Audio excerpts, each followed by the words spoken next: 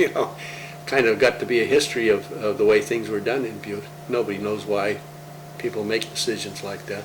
So you were in '66 figuring to get bigger or get out, and you made some improvements. Then when did you decide to move? Well, I bought, that's the reason I was talking about Eli Acid, is I bought the furniture, the fixtures from his store that he had started out on the flat on Amherst Street, I think it was. Brand new fixtures that were just going to, nobody wanted. And I thought, well, I could probably adapt. Normally, you know, they're metal, so you got to buy them for where they're going to be used. It's hard to readapt these things to another, but somehow I put them together and had halfway decent little store, but it was still little. And that was a problem. I had to have more space. So I started looking around for another location, one of which was the old Cottage Market across the street from Dan Driscoll's apartment house. And it belonged to Al Schumacher, and it was run as a Cottage Market at one time. When he sold that to John Savage, they moved down on Excelsior Street at 327 South Excelsior Street. I was having lunch at Exchange Club with Babe Schumacher, Al's brother, one day. This sort of thing was happening to me a lot in those days. You know, I met so-and-so, you'll be glad to hear that I met your son. And they said, don't pay any attention, he's no damn good, you know. Well, Babe Schumacher says, you want my advice? He says, stay away from him. He's got most of the money in the world. He ain't going to be happy till he's got it all. So, I backed off from that and wound up moving down on Excelsior Street, where the Cottage Market had been for the last several years. John Savage was moving down on Platinum Street, and the place they moved to down there didn't last at all. It got run out of business by Eggers, who moved in right across the street from it. Why did you decide to move down to Excelsior? Just because? Well, that's where my clientele was, on the west side. And who were some of the clientele? Generally, how would you describe it? Well, I had a lot of doctors. When I first went to work for Bill, we had something like 17 doctors that used to stop into the store just to shoot the breeze with us.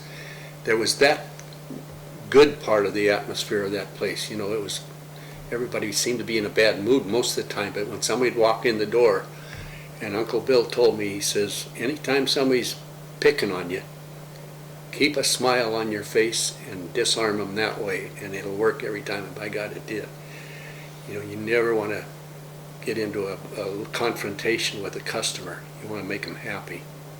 And I remembered that. That was one of the best things that he ever taught me about running a business. Uncle Bill was a pretty sharp old guy, you know, but the doctors would come in there just to get the hell away from everything for a while. And I remember Joe Kane would always stand there talking to you, and he had his car keys out and kind of going like this on the counter, on the prescription counter, and he'd say, by the way, what are we giving Mrs. So-and-so? And I'd say, oh, it's PAC capsules. And he said, well, keep giving to her, but don't tell her what's in those damn things. She thinks it's good for everything from postpartum blues to old age symptoms, you know. And then Rich Kane would come in and be the same thing, you know, and Bill got so he put a cover over the prescriptions because he knew damn well that these guys would come in and want to see what they ordered for someone. Because Bill, you know, the pharmacists in those days were practicing medicine, and it wasn't totally their fault. You know, the doctor would give somebody something for pain, and they said, keep giving it to her, just get her off my back. So we had this one concoction that was Epsom salts, which is just nothing but a physic. And you'd put a little phenobarb in there, which would give it some coloration, you know. And Rich Kane would say, well, what are we giving Mrs. So-and-so now for all her aches and pains? And I said, just Epsom salts. And he says, well, keep giving it to her, but if you tell her what's in it, I'm going to sue you. It was always the same story. The people taking this stuff thought it was good for everything, you know, and it was probably good for nothing, but made them feel better to take it. So when you said your clientele was really the doctors were your clientele. Well, doctors were, you know, Dr. Gregg, Harold Gregg, and Neil O'Keefe, who was in with the Canes, Dr. Shields, and he had Rotar and Staples in with him, Rotar was related to John Downey, which was where he probably would have traded, but Shields was the boss, so that's where we used to make up these huge vats of ointments for him, for burns and stuff, you know. And, you know, that store was so tiny, and there wasn't a clean place to do all of these things. I mean, you mix these things where and when you had a chance. Old man Medlin, when he owned that store, had the best ice cream in town. And he had a ice cream counter in there that was all marble. Well, when Uncle Bill took it over, he took that thing out of there and took it down to his house on Travonia Street. When he backed down the alley, the damn thing got loose and went clear, flying all the way down the alley and busted into 1,000,000 pieces. And those things are worth a fortune now.